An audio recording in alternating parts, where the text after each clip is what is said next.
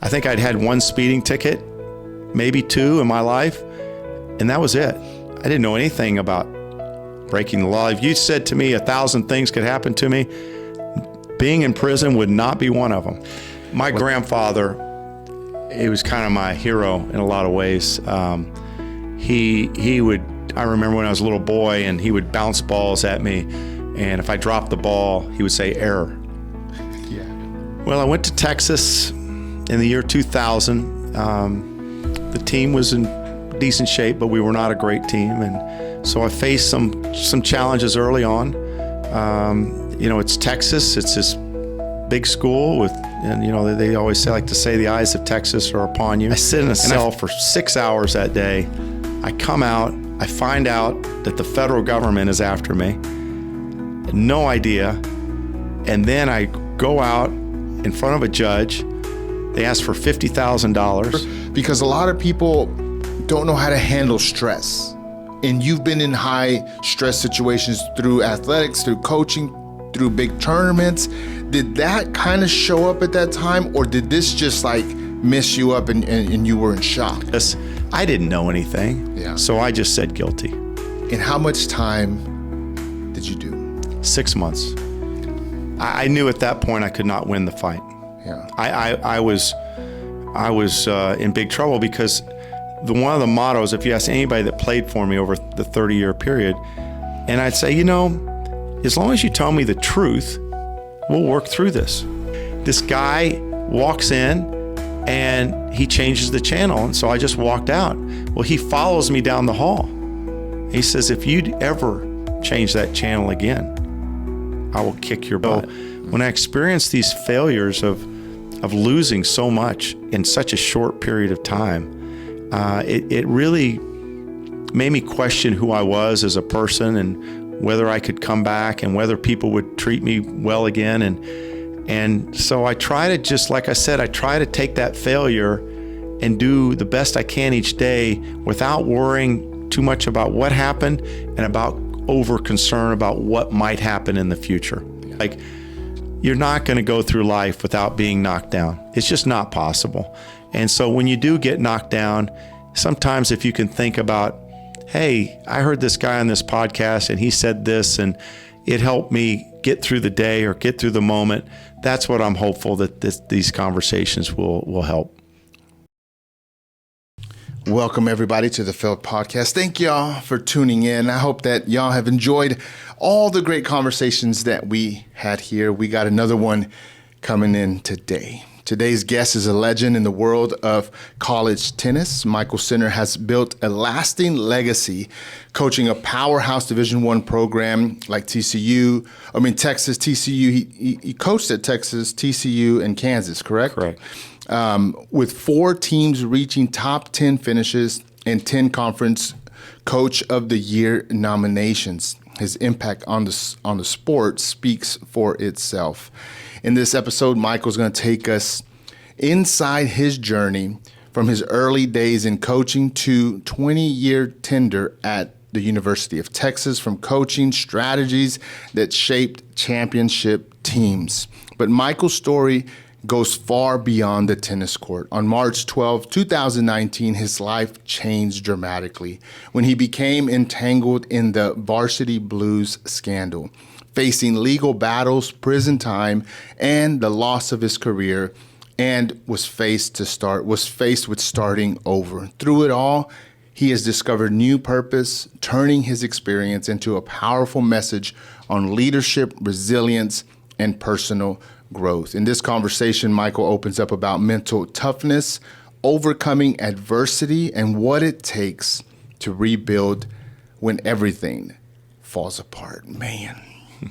Michael, Coach Sinner, thank you for being here. Thank you for joining us here on the Feld Podcast. How are you doing today? I'm doing great, Sam. I appreciate you having me in, and I'm looking forward to this conversation. We're just gonna go down a journey. I'm always curious about how people grew up. In your childhood, is there things that stand out? Sometimes it's our parents, sometimes it's our friend, or maybe situations in school. I know there's a lot of them, but is there any significant things that when someone says, look back, when you were little that just jumps out in your memory? Well, I was blessed. I grew up in Manhattan, Kansas. My dad was a professor at Kansas State University. Really bright person and very caring person. And I had a loving family. My mother couldn't do more for me, and I had have a younger brother, and so I had your very classical, middle America experience growing up in the Midwest in Manhattan, Kansas. And my grandfather on my mother's side was a tremendous athlete, football player at Clemson. Actually was a heavyweight boxer. Wow. Really just an amazing athlete. Actually was a heavyweight boxing champion in college back in the day when they actually had boxing as a competitive sport. And he had a big impact on me as well. But I was just blessed that I had good friends, good family, caring. Whatever I tried to do, they encouraged me. I love sports. I always participated in all the sports. I wasn't just a tennis player. I played a lot of I played football. I played a lot of basketball. Played high school basketball. So I think I was just very, very lucky guy where I grew up. Would y'all gather for dinner in the evenings? Was that? It was mandated. Yeah. It was mandated. I could not go anywhere until I ate dinner with my family. I love it. We do that with our daughter. It's very important for I know she's annoyed every time we're like, "It's dinner time. How was your day?" And we're gonna have a conversation. We kind of got her attention, and so I hope that when she looks back, she says, "This is what I enjoyed about our dinners." And so I'm just curious, what were your parents like at the dinner table? And I'm asking this because some parents want to do that, but then they don't know how to behave in the dinner table. So there might be TV, there might be social media, and they miss the opportunity. What were some of the opportunities that your parents took at the dinner table that still resonate with you, maybe you do with your family? Well, that's an interesting question. No one's ever asked me that question before. So no television was allowed.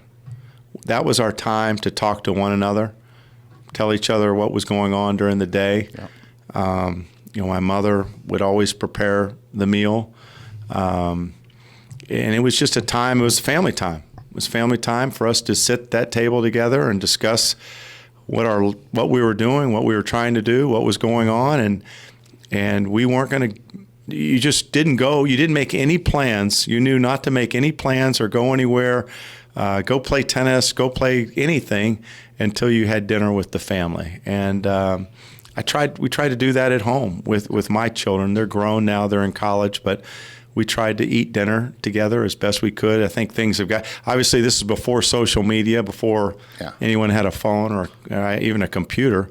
So I think it's gotten a little more challenging as time has gone on. But I know in my youth, in my childhood, that was sacred time. And then growing up, you said you were in sports. Your grandfather was in sports, so you were introduced to competition early. And in competition, it's nice when you get pats on the back and you're doing good. Maybe you dominate in your little team in your little town. But there comes a point where you have to elevate your game. And when you elevate, challenges arise. You start to lose. You start meeting people who are better than you. Is there a story where you were like, whoa, like I thought I'm not as good as I thought. I lost or something, and I didn't take it very well because I didn't know anything about it? For sure. I grew up in Manhattan, Kansas, which is not exactly the tennis capital of the world or the sports mecca of the world. It's not like growing up in LA or New York or something like that, or Austin, where I've lived the last 25 years. So I decided I wanted to become a competitive tennis player. I think I was 14 years old. I was in town, I was one of the better basketball players and baseball players and football players, and I thought I was pretty good. So I went to this tournament in Salina, Kansas, and I played this guy in the first round. He beat me 6-0, 6-0. That's known as a bagel. That is a double. That's not a bagel. That is a double bagel. And I walked off the court. Where's the cream cheese? And you're asking, where's the cream cheese exactly?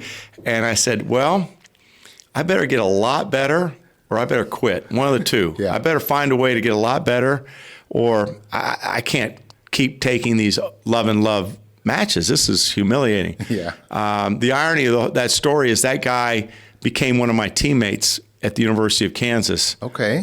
Later on, during my collegiate career. And so I went back and I decided I wanted to be a better tennis player. And we didn't have many players in town. They had a university team at Kansas State at the time. They don't have a men's team there anymore, but at the time they did. And I got to know one of the guys that was on the team was actually from Manhattan, and I would just kind of harass him to play with me. I'd hang out by the courts, ask him to play. I'd hang out when the team was playing and ask them to hit balls with me. And I got a little bit better. I was fortunate enough. I won the state championship and got an opportunity to play at the University of Kansas. Oh, nice. At age 14, I remember when I was 14, there's no way I had the mental capacity to focus and zero in on a sport. What did you realize that you were lacking when you said, I want to take tennis more serious? And what about you was prepared? Because it seems like that's when your tennis career, maybe it started, like everything shifted for you. What did you have and what did you lack? Well, I didn't have the fundamentals. I was a decent athlete. Mm-hmm. I could play sports and I had some strength and a little speed, but I just didn't have any technique. And so I started to take a few lessons from a few people. We didn't have much teaching going on in town. There was a local guy that had played at Kansas State a few years prior, and he was about 10 years older than me. He kind of took me under his wing, and he would practice with me. And I would just seek help from anybody that I could, really. And I didn't like to lose, and I liked to play, though. I loved the idea of it was one-on-one battle, that one-on-one confrontation, that competitiveness really pushed me. And so I just kept trying to get better, and I fundamentally improved, and I got a little bit bigger, a little bit stronger, a little bit more savvy on the court, but I still was not at the level I needed to be at. And when I went to college, I had a great coach in college who really worked hard with me on my game, a guy named Scott Perelman, who's actually here at TCU as an assistant coach, the irony of that. But he really changed my game and developed me into a competitive collegiate tennis player. I know you were being coached because you were in a sport, but coaching is like giving permission for someone else to critique you. A lot of people have a hard time with being coached, let alone in sports, but in life. When you talk parenting or mentorship, that's all coaching. That's allowing yourself to take direction from someone else. Was it hard for you to be coached? Like, did the coach have to kind of break you down before, the wax on, wax off made sense? No.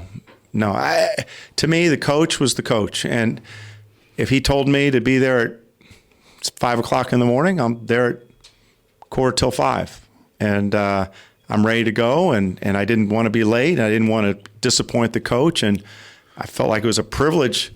I didn't have much tennis coaching in Manhattan. This guy in college is going to take his time and teach me how to hit a backhand and work on my grip and feed me balls and get up in the morning.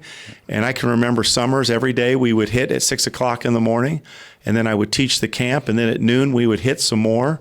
And I thought it was just the neatest thing in the world that someone would take their time, give me their energy, and tell me how to play tennis.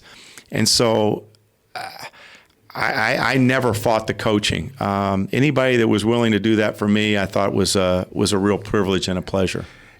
Is there anything that maybe that you got coached or an adjustment that happened back then, like 14 to before you went to college, that you still value or use today? I'm asking because there's certain lessons that people give you that will last a lifetime. They don't know it. A grandfather will say, hammer a nail like this, and then forever you'll be like, I know how to use a hammer because my grandpa said this, right? Yeah. And so you always have that connection to them way, way back. Is there anything that takes you way, way back that you still use in your tennis game today?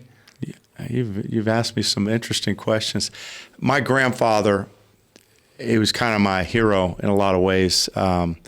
He would, I remember when I was a little boy, and he would bounce balls at me, and if I dropped the ball, he would say error. Yeah. And I was just a little guy, and I didn't want to make an error. And so he really instilled a lot in me. My mother was super competitive. My dad was brilliant and just the sweetest man. not as competitive probably as my mother, to be honest with you, but so supportive, just was an incredible person. Unfortunately, he passed away a couple of years ago, but his voice is in my head all the time. But my grandfather, I think, he kind of set the tone for the competitiveness. He set the tone that, like, if I got frustrated or I looked like I was giving up on anything, he would tell me, like, that's not how you do it. You know, what are you going to whine, or are you going to complain, or are you going to fight and you're going to compete? And he was a competitive guy, and like I said, was an incredible athlete in his day. And I think he instilled a lot of that into me. That's good.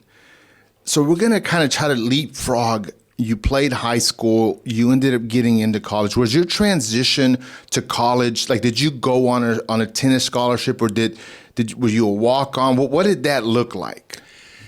Well, by the time I was a senior, I'd won the Kansas High School State Championship. I was one of the top 3-4 players in the Missouri Valley section. I was a pretty average national caliber player, but University of Kansas was not like this tennis power. And then, so I went on a scholarship. I think I had tuition and maybe my books, and school was pretty cheap at that point in time. To go to the University of Kansas as an in-state student, I think the tuition was about $400 a semester. So it was not a... We're all in shock right now. It's a little different than it is today. So I showed up on a scholarship, and this guy, Scott Perelman, shows up as the coach. And he really, that was like the greatest blessing for me ever, that a guy like that shows up at the University of Kansas, inheriting a team that's not very good, not very disciplined, and he's working for basically nothing. I think his salary was $15,000 to coach both the men and the women. And all of a sudden, he's working from 6 o'clock in the morning till 10 o'clock at night with both teams. Yeah, they owe him some money. Oh, my gosh, do they owe him. And I owe him. I'll owe him for the rest of my life. Yeah. And even today, I would say that he's one of my greatest mentors that I've ever had, and we still communicate and talk almost daily. So I showed up, and he grabbed me, and he looked at me. He said, "I like your size." He's about 5'4", so compared to him, it didn't take much for him to like my size. And we went straight to the court. He pulled out a bucket. He saw how bad my backhand volley was. He saw that I needed work on my backhand stroke. He needed work on this, that, and he just went to work with me and really changed my game and changed my appreciation for what hard work can really do and what it takes to become a better player. So he was a significant coach in your life at that particular time. I know you ended up coaching for UT. Was that your first tennis coaching after you played in college and everything? Or No. My background was, the story's kind of interesting. In 1987, I had just graduated in 86. He calls me, says, "Hey, I need some help." The coach, "Will you be my assistant for the men and the women?" So for $1,000 a month, I'm the assistant tennis coach for the men and the women. And we were practicing one team at 6 in the morning, another team 10 o'clock at night, because those are the only times we could get the courts. Yeah. They weren't our courts. They were a club's courts. And we're going and we're working, and I'm like, I don't know about this coaching stuff. This is a lot. And I'm pretty tired. And I said, but I love athletics. I want to be the athletic director. I want to be the commissioner of the Big 8 at the time, or the Big 10 or whatever. And so I'm going to go to graduate school. So I go to graduate school at the University of Kansas in athletics administration, sports psychology, and get my master's. And I go to work. I can't quite get into an athletic department, so I go to work for the USTA in Ohio in a sectional office. And in the middle of the night, one night in August of 1989, I get a phone call from Coach Perelman saying, "I need you to come back and be the women's tennis coach." At Kansas. At Kansas. They had just separated him from coaching both teams. Now they had a position for the women's coach. He was the director of tennis, the men's coach. They'd hired a guy. He lasted maybe a year, and he left to go to South Florida, I believe, and we needed a new coach. Will you come back and coach the women? Yeah. And I'm like, I don't know. I don't know if I want to coach the women's tennis team. I hadn't thought about that. Yeah. And then I said, give me a couple of days. I thought about it. And I said, well, this would be a great way for me to get into athletics. So I took the job in '89. I coached the women's team. I loved it. I still have great relationships with many of the women that I coached who are in their 50s. And then he left and went to University of Tennessee. I became the men's coach and the director of tennis. And my college coaching career began. I ended up doing that for 4 more years. I left coaching temporarily, worked as a retail stockbroker in California, in Northern California, for a company called Payne Weber.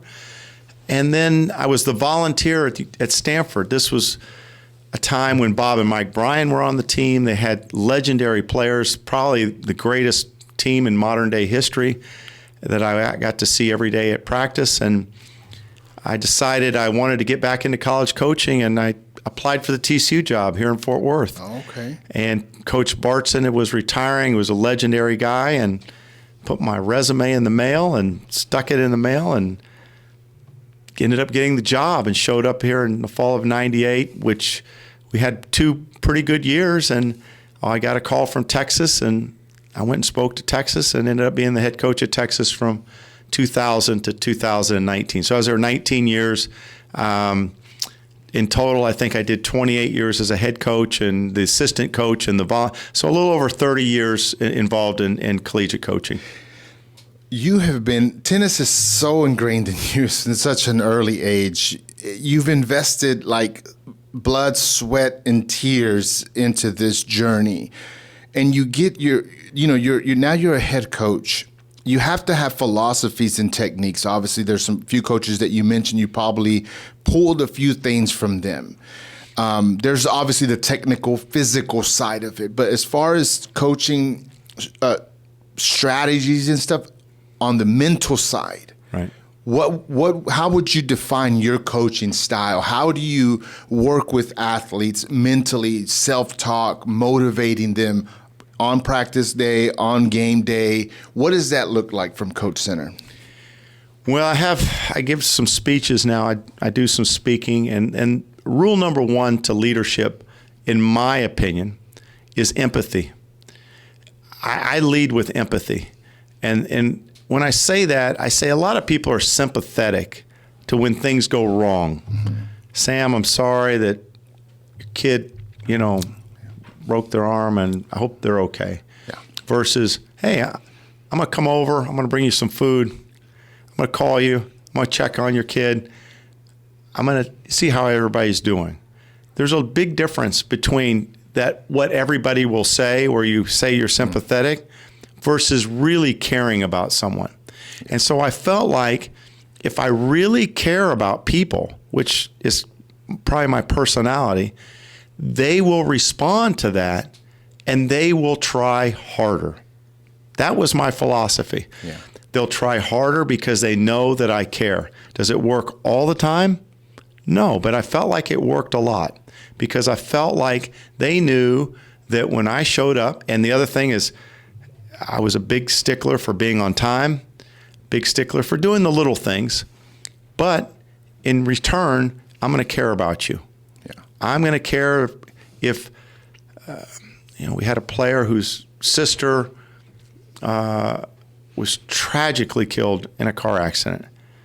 I could say I'm sorry, but I love this kid. And so I fly to Mexico and I go see the family and we go to the funeral, and I still talk to this guy, many years later, and he's on the tour still, and he's had a very successful career, and that still sticks in my memory, like that moment. But I love this guy, and I loved his family, and so it wasn't fake for me because I think that's how I wanted to be treated. Yeah. That's how my coach treated me. I knew that he cared. I knew he loved me. I knew that he would do anything for me. And still 40-something years later, if I called him when we get done with this podcast and say, hey, I need some help, can you come do something for me? He would be there in a minute. Yeah. And so I think that's what I built the foundation of my coaching philosophy on. Care about people, help people as best you can, hold them to standards, hold them accountable. Don't just roll over because you care about them like a parent. But if I did that and I treated people well, that they would perform and end up doing the best that they could. And that's all I can ask out of anyone, is that they just do the best they can. It's great energy to put into the world, and I like that philosophy. I live by it through my life. I'm not a coach of any athletes, but I live by that. And my daughter recently tore her meniscus, so I'm speaking to it from a very recent memory. And there's been people in our lives that have been very empathetic during this time. So I hear you and I feel you. We're gonna jump ahead. I want to you said you're doing some public speaking, and there is potential. There's a book in the future of your life journey. It's not out yet, but if you're watching, stay tuned. You will know when it's out. And since I met you, I've gotten to know you. I've gotten to know you through Coach Roditi from TCU. And now I know your story, and I know that you coached at UT for a while. And there was a time where you really got tested. Get me as close as you can to that time, and then we're going to just jump right into let's just say, one of the most challenging, life served you a bagel. Let's just say that. Yeah. And so I want to kind of transition into that. Well, I went to Texas in the year 2000. The team was in decent shape, but we were not a great team. And so I faced some challenges early on. It's Texas. It's this big school they always like to say the eyes of Texas are upon you. And I felt it. And so I felt challenged there to get the program going. I think I made some mistakes early on, feeling like everyone had to be the perfect recruit. Can they help us win the national championship? That's the question that you get asked when you're around UT people. When are you going to win the national championship? Even though Texas had only been to one Final Four ever at that point. Yeah. And I started to feel the anxiety. And then in 2006, we kind of broke through and we got in there to the Final Four, and then we went to the national championship match in 2008, back to the Final Four. So we were doing better and better.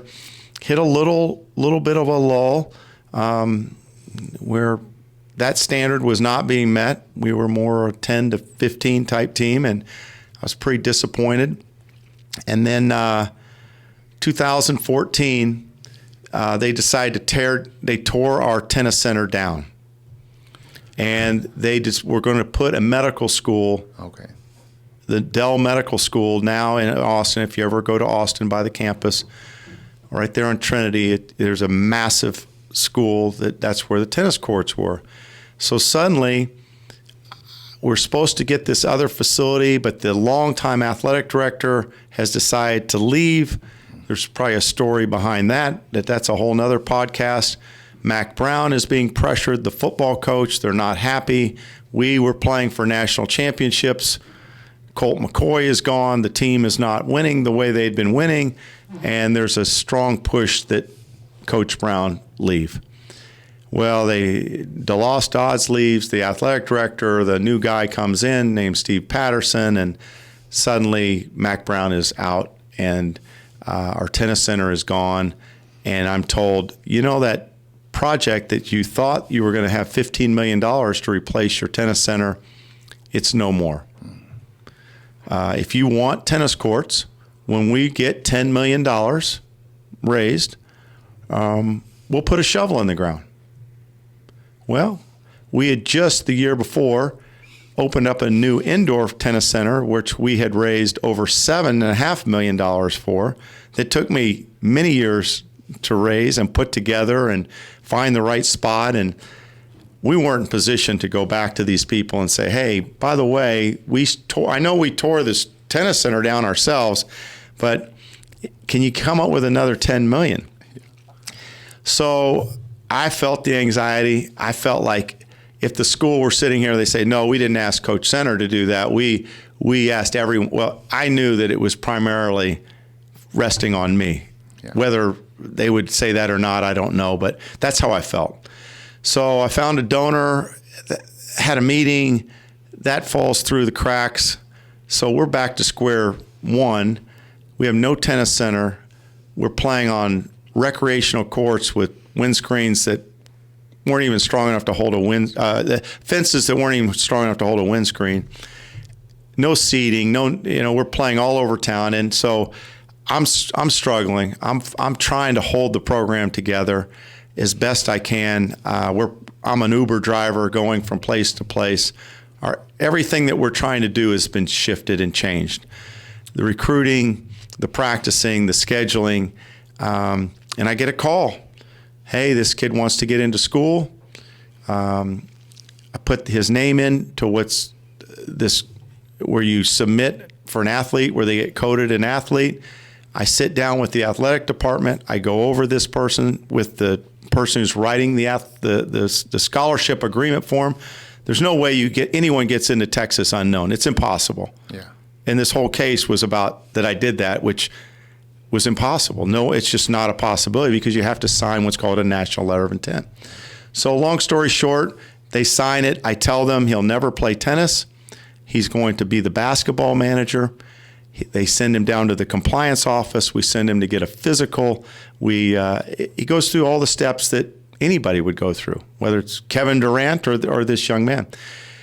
They sign off. I call the foundation. I give the father's information. They raise cap money from him. Everybody's happy. Yeah.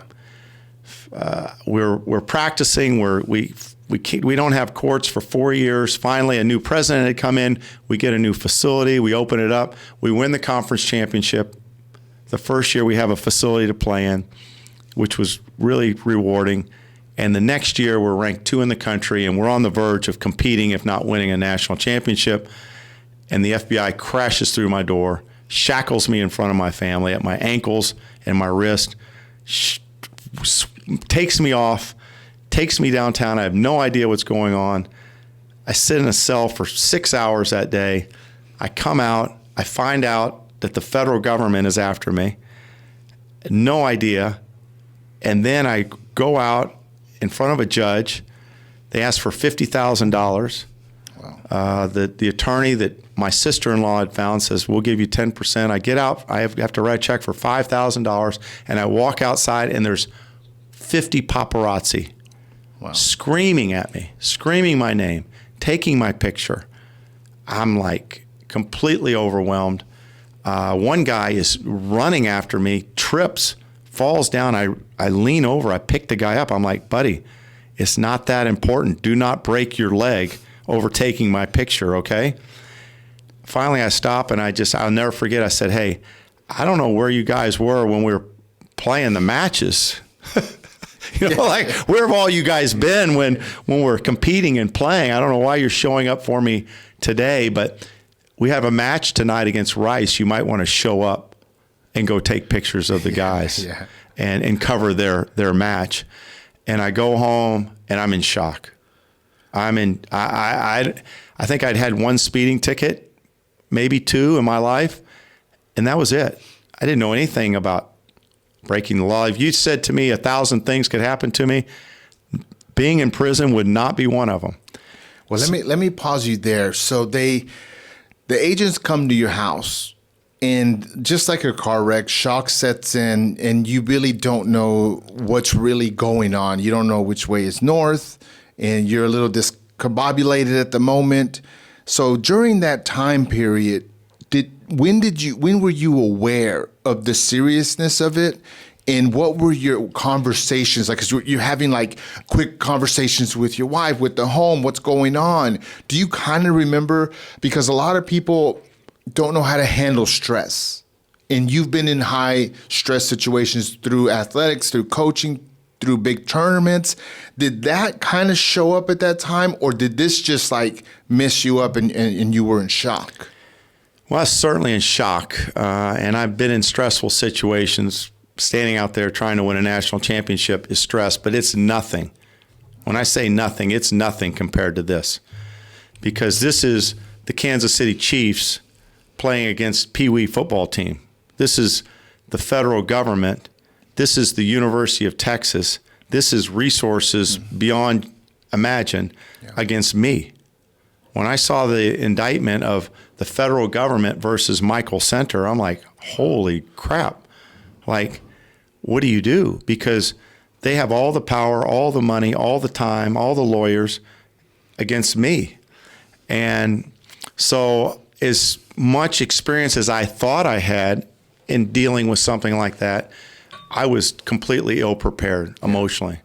So I figured it out that day, at some point that day, what was going on. I think it was when the attorney showed up that my sister-in-law helped me. He sat me down before I saw the judge and started to explain to me what was happening, because I didn't know what was happening at that point. Got it. And then I saw these pop. I said, one of my closest friends to this day is a guy named Tim Siegel, who lost his son, and he's been through a lot, and he has a foundation that helps kids that suffered traumatic brain injuries. And he tells me and reminds me, because I'd forgotten, he says, I called him the next day. I said, I'm in trouble. I knew I was in trouble. Yeah. I was overwhelmed. So at that point, I'm just trying to navigate it as best I can. Had an attorney. That guy, he was horrible. He went on the Today Show. I didn't even know he was going on the Today Show. All of a sudden, my name is out there with Hoda Kotb. I'm thinking we're getting ready to play Rice, and 2 days later, some guy's talking about me on the Today Show with Hoda. Yeah. And my brothers, I'm like, I can't have this guy be my attorney. This is not good. I didn't even know. And so I get these other attorneys. I don't know them. That's a whole nother story. And so I am just trying to figure it out as I go through. And it's a small fortune to try to defend yourself against the federal government. Yeah. That piece is overwhelming as well. So a lot of stresses, a lot of anxieties. I go see a psychiatrist. I'm seeing a therapist. I start to go on medication. I cannot sleep. I cannot eat. I lost about 20 pounds. We were joking. So you earlier. were out on bail? Well, you're for that $5,000. I then have to go to Boston, and I sit down with the FBI agent, and I'm thinking it's just going to be the two of us and my attorney. All of a sudden, 10 other I don't know who they are. They all start walking into this room. Yeah. And they've taken me down this hallway. It's very intimidating the way they do it. There are no windows. It's like a maze. And they take me in this back room, and they start asking me questions. And they spend 30 to 45 minutes asking me about basketball coaches. Yeah. And I'm like, I don't know that guy. I don't know that guy. Yeah, I know him because I'd worked with the guy that they mentioned. But it's not making sense to you. It's not making. It's all a basketball thing. Yeah. Because basketball was who created this whole thing. So to me, they knew that basketball had created it. So when I start to explain to them that, well, you don't just walk in the door at the University of Texas. There's a vetting process. There's a formal process that for someone to be admitted. I don't have the power to admit. And I'll never forget, the guy looks at me and goes, "You're lying." I said, "Well, I got to be honest with you. Well, I'm not lying. That's all I have left is the truth, and I'm not lying to you. And here are text messages to prove it, and all you have to do is look at the national letter of intent with all the signatures." And his face, he got very nervous at that point, almost angry.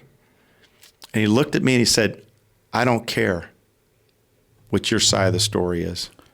You either agree to what I say happened, or I will bring out additional charges, and I will make sure you go to prison for a long time." I'll never forget that. Let me stop you there. That's so. Leading up to this, you grow up, great family. You start playing tennis. You're a good tennis player. You go to college. People are, backing you up, having a winning. Then you go coach at a very prestigious university. And life is good. Championships, players, developing, meeting parents, encouraging people. So, Coach Center, you feel big. You feel important. Your statue it precedes you. When do you feel small? Like, because when you told me he told you, man, you're lying. Yeah. I feel like, man, that goes against everything that has led up to now. Forget like I had a good 4 years or whatever. It leads my whole life leads up to me not being a liar. Yes. And then he's like threatening you with stuff. And at some point, all of us in life come across challenges that really make us feel so little. And when you're little, you feel weak and helpless. And I'm just wondering, when did that happen? And if so, do you remember saying, I don't know, I'm not Coach Center right now. I'm just a person, and I don't know if I can win this fight. I knew at that point I could not win the fight. Yeah, I was in big trouble because one of the mottos, if you ask anybody that played for me over the 30-year period, you would bring kids in. Kids would make mistakes, right? Yeah. They would get in trouble. And I'd say, as long as you tell me the truth, we'll work through this. If you lie to me, it's only going to get worse. And I really believe that. And that's the way I treated the athlete. If they told me the truth, I was with a player not that long ago. His brother had gotten married in Austin. He'd come back to town, and we were sitting there, and we were talking. He got picked up with a minor in possession. He's like, I thought you were going to kick me off the team. I thought I was going to get in big trouble. And I said, tell me the truth. Well, he's not the first kid in college to have a couple of drinks. He wasn't driving. He just got in a little trouble. And I said, just tell me the truth. And he said, you handled it so well. You didn't even get mad at me. I knew not to do it again, and I knew that I need to be more aware, but that was kind of how I ran my program and how I ran my life. Well, at that point in time, I realized the truth did not matter. And that was probably the most difficult thing about dealing with the FBI was the truth didn't matter. My coach used to tell the truth will set you free. Yeah. That was not the case. The case with the FBI was we're going to win, and it doesn't matter. Wow. And so I knew at that point I had no shot. No, there was not going to be any empathy. This guy wanted to win because he knew that this was his chance, his ticket to move on. The University of Texas knew that by working with the FBI that, well, you can take the tennis coach, but you won't touch the basketball coaches or the administrators or anybody else. And it was too much at that point. There was no way out in my mind, and I felt as small as a human being could feel at that moment. Yeah. I knew that, so the next day I pled guilty, and that really was the beginning of the end for me, that more so than I had ever realized by pleading guilty. I didn't even know what that meant, but I felt the pressure and the anxiety, like I can't fight this fight. Yeah. So a lot of people have a hard time saying, I'm sorry, it was my fault. There might be a few other phrases in there that we just have a hard time owning up to it. And I imagine that I'm guilty is on that list. If you can kind of time travel backwards, how did you feel right after saying that? Because to me, it's like you threw in the towel when you say that, and you have to own it at that point. In other words, you're still going to live to fight another day, but you knew that was your only play at that moment. But there's some things that are hard to say if they're absolutely false. Well, I felt guilty that I'd made some mistakes, that I'd gotten involved. And now in retrospect and looking back, I didn't do the things that they said I was doing. Yeah. It could have been resolved very easily. And without the federal government being involved, without really anyone being involved, because no one was hurt, no money was taken from someone, or nobody was admitted, no slot was taken by this kid that someone else was trying to get in. Yeah. There was no damage to anyone. Now, some probably might say, well, my kid didn't get in and this kid got in and he shouldn't have. And that's a valid point. And I understand that, and I appreciate that argument. And that's probably not fair, but I also knew that went on every day at the University of Texas and many universities across the country. Yeah. But when I said guilty, I was so in shock and so afraid, I didn't even think about the ramifications. I just wanted this thing over with. And I thought by saying guilty, that would take me down the path quicker and expedite the process as much as possible. Little did I know that it didn't expedite much of anything. But at the time, I'm just like, I put my arms up and said, where do I sign? Because when that guy started threatening me with more jail time, and he already said we're going to recommend 15 to 22 months, and I'm thinking, more than 15 to 22 months? Wow. Where do I sign? You'll work with me and help me a little bit? And they start throwing these formulas together about reduction of this. I didn't know anything, so I just said guilty. And how much time did you do? 6 months. So there's a day that you're free and then the day that you're not, and you have to start serving your time. What were those 24 hours like? Well, obviously you're afraid. First of all, fast forward to February of 2020, February 24th was my sentencing day. So I get sentenced, and this had already been put off 2 or 3 times. It should have already happened months ago. But by waiting that long, now COVID hits in March of 2020, and the entire world stops. Yeah. So I'm told to call the prison. No one gives me a number. No one tells me anything. There's no protocol. There's no email. There's nothing. It's really amazing that that's how it worked. And so I call and I call and call. I looked up the number on, Googled it, and finally someone answers. I said, I'm reporting on April the 6th. What do I need to bring? I don't know. You can bring your glasses. Well, can I bring, I have bad allergies. Can I bring some nasal spray? Or you can bring glasses, nothing else. No medication for anything. I'm taking medication home, nothing. Okay. And you're going to be in a 10 by 10 cell for 14 days to quarantine because of COVID. I said, 10 by 10 cell? Because I'm supposed to go to what's called a camp, where it's kind of like bunk beds and it's a little bit open. And I said, I don't know if I can do that. I'm pretty claustrophobic. Fine, we'll send the marshal out after you. Good luck. And hangs up the phone. So I'm driving down there with my wife and my sister-in-law, and I know that I'm going into a 10 by 10 cell. I'm pretty frightened. Yeah. I don't know how I'm going to handle it. And I get there. They send a psychologist to speak to me. He asked me a set of just ridiculously weird questions. And then he says, have you ever thought about suicide?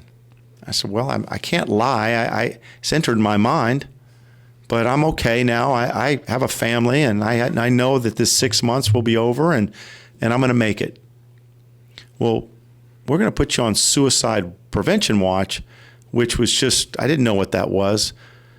Without going into long details, they walked me through down this hallway, downstairs. The air conditioning's not working. It's probably 85 to 90 degrees in this cell. There's a concrete bed with metal latches attached, a toilet. And I walk in, and I took one step back, and the guy's like, you take another step back, I'm going to kick your butt. I said, well, what do you mean? He goes, you could be trying to run. I said, run? Where am I going to go? There's no place to go. Run. Yeah. So I go in there, and then they say, take off all your clothes. I have to take off all my clothes, which is completely humiliating and embarrassing. The lights come on, and they never shut off. And for 48 hours, I'm in there, and I start to have a panic attack. And that moment, I didn't know if I was going to make it. Yeah. I thought, okay, I made it here one day, and I'm not going to make it. And I couldn't breathe. I was panicking. I was sweating. I beat on the door. The guy opened up the latch where they slide the food in for about 30 seconds. Someone came storming down there and shut the door like someone was going to get COVID, with me being in there. And I asked myself what I would say to my team at that point. And you talk to people about resiliency and fighting hard and getting up and, Sam, it's going to be okay. You can do it. Come on, buddy. You fight through this. This is a different level of fighting. Yeah. This is your life flashing before your eyes. Like, should I take my head and just smash it right now and end this because I can't handle it. Yeah.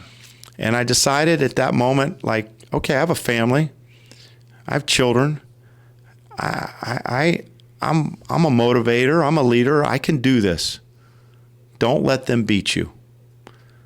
Took a deep breath. I made it through those 48 hours. They moved me to this other cell for 12 more days. Somehow I made it through that. I got out. I started to walk around this track, and I passed out. I was so dehydrated I couldn't even walk around the track. I hadn't really had water in 14 days. Wow. And that was the beginning. And then I caught COVID while I was there. I passed out with COVID. I couldn't get any medication, couldn't get any help. And so I got through that period. But it was not easy. So in the world, you were alone. You didn't have contact with people. When we fail out here, we at least can get encouragement. We can kind of move, get fresh air. Although things can get a bit heavy, you still have resources. You still have access.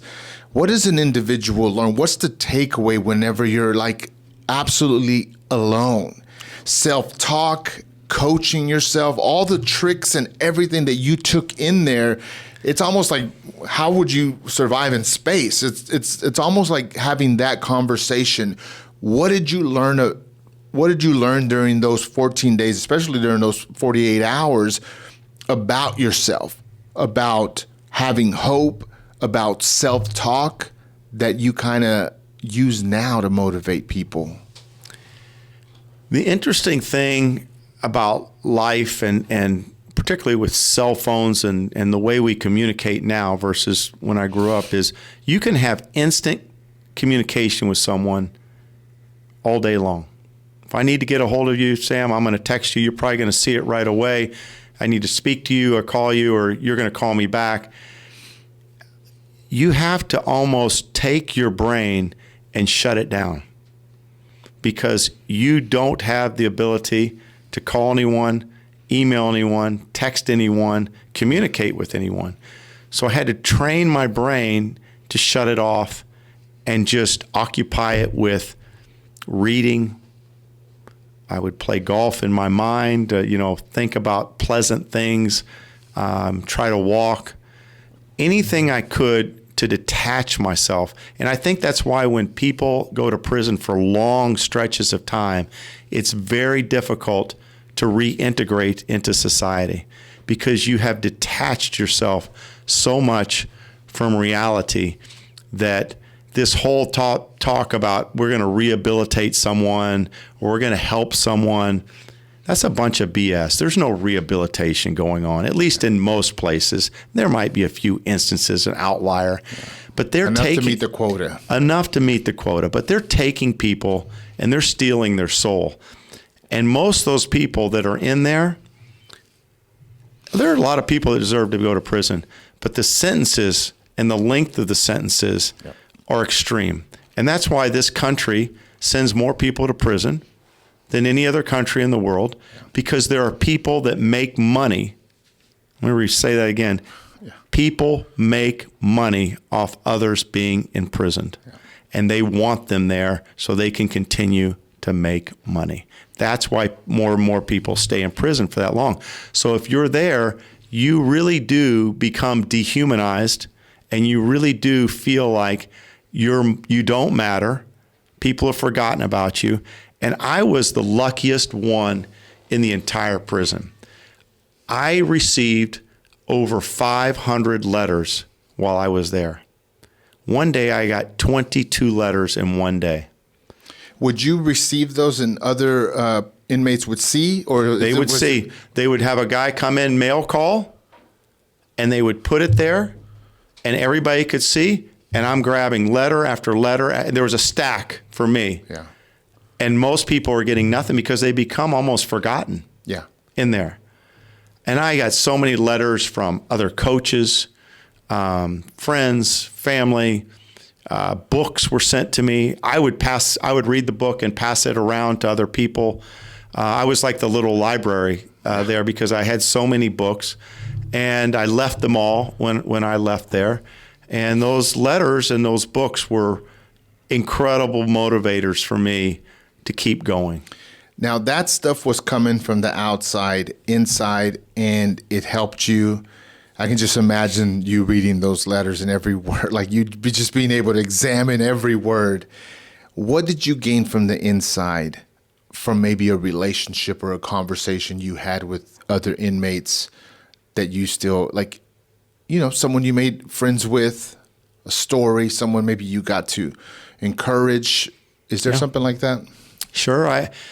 Well, one of the guys has become a close personal friend. He was a doctor, and they say he was involved in Medicaid fraud, which I still don't believe that he did. And we talked actually yesterday, and he's rebuilding his life and has gotten his medical license back. I'm really proud of him that's great. And what he's done. He's just a tremendous person. But there were guys in there that couldn't read. I had a guy walk up to me. I'm reading something on the board. He goes, "What does it say?" And I said, "What?" He says, "I can't read." And so I started to try to teach him how to read, which I was not very good at, but I tried. And he said to me, which broke my heart, he says, "If I could read, I don't think I would be here." Wow. But there was no one there that wanted to help him learn how to read. Yeah. There was no one there to survive. that no one cared that he could. He had a GED, and they said, well, if they help you get your GED, okay, the prison can get paid a stipend. Mm-hmm. But once he had his GED, there was no financial reward for them to help him anymore. So they would just leave him there. Mm-hmm. There were guys, they say, I like stocks. I was a stockbroker. I'd get the Wall Street Journal. So I would get a little group each night, and I would have them pick out their stocks, and we would go over how their stocks did that day. Yeah. I would try to explain to them the difference between an ETF, a mutual fund, a bond, an individual stock, what a dividend was, what a price to earnings ratio, how to understand a little financial literacy. Yeah. And that was fun for me. Yeah. One guy, the way it worked, they had different groups in the prison, and they were small gangs, and they would get to control the remote. So they would watch what they wanted to. If you were watching something on TV and they walked in, they would just change the channel. Yeah. Didn't matter. And you didn't say a word. The hierarchy in there. The hierarchy in there that was unbelievable. So I'm watching when I could, when there was no one in there, and sometimes in the middle of the day, I'd turn on CNN to see what was going on in the world and what was happening in the stock market. I like to they have the little ticker at the bottom. And this guy walks in, and he changes the channel. And so I just walked out. Well, he follows me down the hall. He says, if you'd ever change that channel again, I will kick your butt. And I said, hey, bud, you can watch whatever you want. You're the man. You have the remote. It's all yours. I just trying to figure out what's going on out there. And when there's no one in there, I like to watch CNN. But if you want to watch whatever you want to watch, you feel free to do it. And he walked away. And right before I left, I was sitting, and he walked in next to me. And he said to me, I'm really sorry that I did that to you. Wow. And I said, it's okay. Yeah. I don't know this guy's background. I don't know what he's been through. I don't know his story. But I wanted to try to just diffuse him. I'm like, it's okay. And he looked at me, he goes, what do those arrows mean? Yeah. I said, that means that the stock market, the overall stock market's either going up or down. If it's green, it's going up. If it's red, he says, can you make money doing that?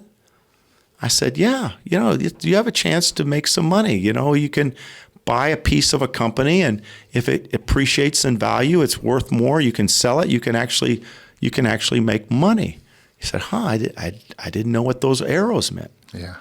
So there were moments in there where you're like, I was trying to diffuse people and try to help these guys, because a lot of them, most of them were selling drugs, a lot of them marijuana, and they could get 20-year sentences depending on how much marijuana they were selling for something that's now pretty much legal. Yeah. And they're just wasting away in there. Yeah. So most of them were not bad guys. They'd gotten involved because that's how they could make money and sell some drugs. Now, there were some guys that were not great guys and probably needed to be there. But I did feel like most of the sentences were extended more than necessary. And that creates people going in, coming out, not knowing what to do, no place to turn, nobody to help them. And what do? They end up going back. Yeah. So when I left, the day I left, these guys looked at me and they goes, "We'll see you when you come back." Yeah. I said, This is what they know. That's what they know. I said, "I don't think you're going to see me in here again. In fact, I'm going to promise you, you'll never see me again."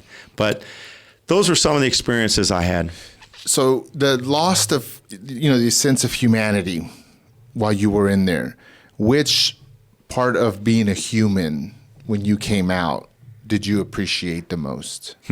So many things. Touching someone, touching my wife, fresh air. The first thing I did was I went and got an orange juice. I hadn't had orange juice in 6 months. There's a little hamburger place in Austin that I like. I said, "Can we please go there?" Just walking and being outside was incredible feeling. And so I do appreciate things when I get anxious still to this day at times, and thinking back on the frustration and what's happened and what did happen. And I try not to look back, and I try not to look too far forward now. Yeah. Those are the two things I struggle with, or I fight myself on each day. Don't look back and get obsessed with what happened, and don't look too far forward. Do the best that you can do today. But there were so many things that I appreciated, from just walking around the block in my neighborhood was an amazing feeling. Winston Churchill said, "Success is not final. Failure is not fatal. It is the courage to continue that counts." How do you define or look at failure? Well, I think failure, it can be defined in many different ways. I mean, losing a tennis match, you might feel like there's failure. And I think that at times I took those losses very hard. And I looked at myself in the mirror and blamed myself many times when our team did not perform or play or win. But I think failure, when you get knocked down to the point that I've got knocked down, and you lose your career and you lose your job and you lose your income, you lose your confidence. I lost my confidence as a human being in a lot of ways.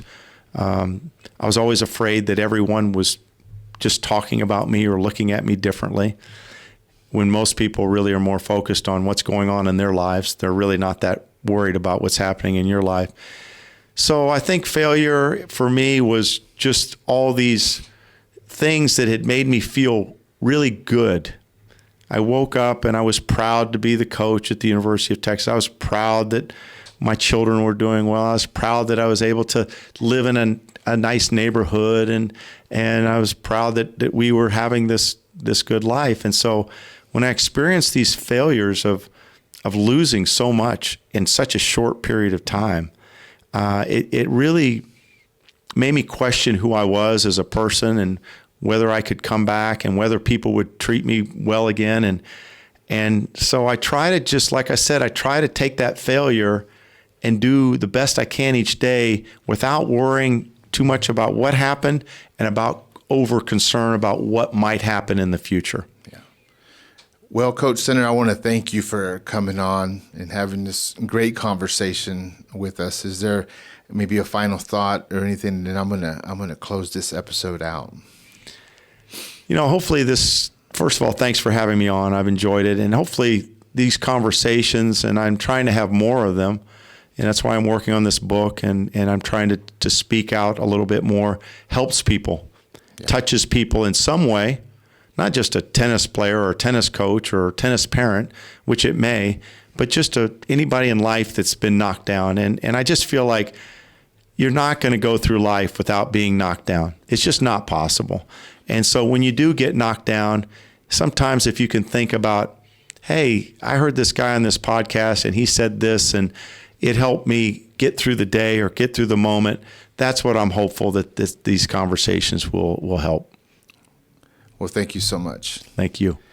Guys, stay tuned. The book is in the making. I can't wait to read it and know more about your journey and what you learned about it. So thank y'all so much. If you want to get in touch with Coach Center, you can. I'm going to put everything in the descriptions below, but here's a few of them. Here's michaelcenterconsulting.com, or you can email him at michaelcenter@gmail. It's Michael E. Center. michaelcenter@gmail.com. Again, I'm going to make it linkable in the description below. I hope y'all enjoyed this conversation. Thank y'all for tuning in to the Felt Podcast, and we'll see y'all on the next one.